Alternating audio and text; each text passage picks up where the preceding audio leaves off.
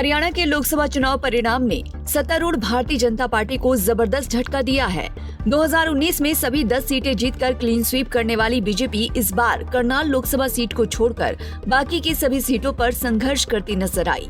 रोहतक और सिरसा में तो भाजपा प्रत्याशियों को शर्मनाक पराजय का सामना करना पड़ा। पहले राउंड से इन दोनों सीटों पर कांग्रेस ने जो बढ़त बनाई वो आखिर तक कायम रही। इन नतीजों से स्पष्ट है कि राज्य में केंद्र और राज्य में सत्तारूढ़ बीजेपी के खिलाफ काफी मजबूत एंटी इनकम्बेंसी है। हालांकि इन विपरीत परिस्थितियों के बावजूद कुछ प्रत्याशियों ने अच्छा प्रदर्शन कर बीजेपी की लाज बचा ली। हालांकि इस बार 2019 की तरह एक भी बीजेपी प्रत्याशी इतने बड़े मार्जिन से जीत हासिल नहीं कर पाया। तो चलिए एक नजर उन चेहरों और उनकी जीत की मार्जिन पर डालते हैं।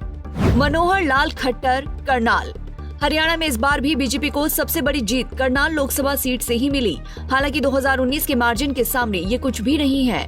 यहाँ करीब 9.5 साल तक सूबे में सरकार चलाने वाले पूर्व मुख्यमंत्री मनोहर लाल खट्टर ने 2,32,577 वोटों से कांग्रेस के दिव्यांशु बुद्धिराजा को हराया। 2019 में बीजेपी यही सीट 6,54,000 मतों से जीती थी, जो कि पूरे देश में सर्वाधिक था। कृष्णपाल गुर्जर, फरीदाबाद। हरियाणा में बीजेपी को दूसरी बड़ी जीत फरीदाबाद लोकसभा सीट से मिली। यहाँ केंद्रीय मंत्री कृष्णपाल गुर्जर ने जीत की हैट्रिक लगाई। उन्होंने कांग्रेस के महेंद्र प्रताप को 1,72,914 वोटों से हराया। हालांकि 2019 के मुकाबले ये मार्जिन कुछ भी नहीं है। तब कृष्णपाल गुर्जर ने कांग्रेस प्रत्याशी अवतार भड़ाना को 6,44,000 वोटों के भारी अंतर से हराया था। राव इंद्रजीत सिंह, गुरुग्राम। गुरुग्राम वो तीसरी सीट है जहां बीजेपी ने जीत की हैट्रिक लगाई है। यहां केंद्रीय मंत्री और दिग्गज अहिरवाल नेता राव इंद्रजीत सिंह ने जीत का चौका लगाया है। 2009 में पहली बार वो यहां से कांग्रेस के टिकट पर जीते थे। फिर 2014 से लगातार तीसरी बार बीजेपी के सिंबल पर जीते हैं। इलाके में खासा दखल रखने के बावजूद सिंह जीत की मार्जिन को नहीं बढ़ा पाए। उन्होंने कांग्रेस के राज बब्बर को 75,079 वोटों से हराया। 2019 में राव इंद्रजीत ने कांग्रेस के कैप्टन अजय सिंह यादव को 3,86,526 वोटों के भारी अंतर से हराया था।